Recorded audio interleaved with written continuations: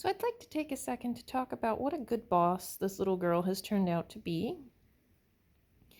If you have not watched the saga of how she became boss, there is a link to that on our homepage about Mrs. Surgery. There's a whole playlist. You can watch the whole thing or not, but we talk about how she became boss there. And I really wasn't expecting this of her because she was fairly forceful in her decision to be boss. But since becoming boss, she's been so good. A perfect example of this was this morning. I came in early because I had to make a Korean lesson and I couldn't sleep last night.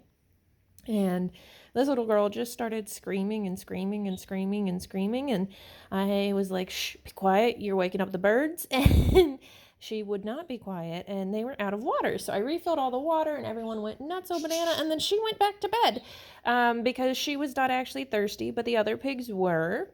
And she wanted to make sure they got water. And I've just been thoroughly impressed with little Miss and her job as boss of the herd. I really thought it was going to be a lot worse, but she has calmed everybody down and takes care of them and makes sure they get what they need.